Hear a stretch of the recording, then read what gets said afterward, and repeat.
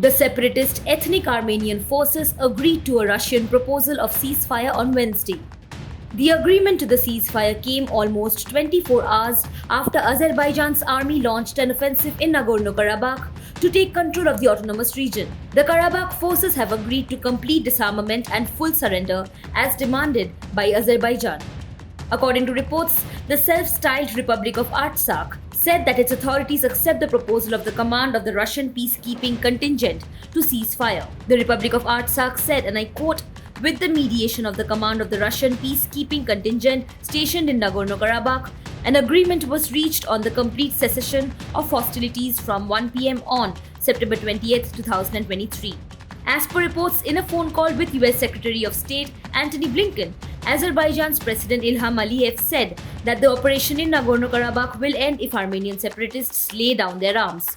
Around 120,000 ethnic Armenians live in the South Caucasus enclave, recognized internationally as a part of Azerbaijan. The announcement of ceasefire came hours after Armenian forces in Karabakh said that Azerbaijan had broken through their lines and seized a number of heights and strategic road junctions. They said that Azerbaijan forces carried out the incursion while the world stood by doing nothing.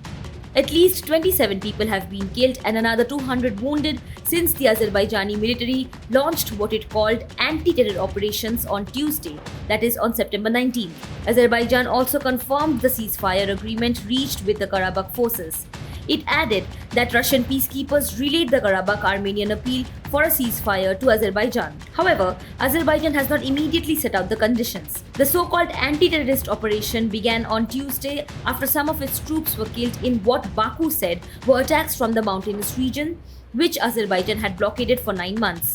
Baku had demanded that the separatist political authorities in Karabakh, which is recognized internationally as part of Azerbaijan, also disband before any talks are held about the future of the region, which Azerbaijan wants to fully integrate. Nagorno-Karabakh is recognized internationally as part of Azerbaijan.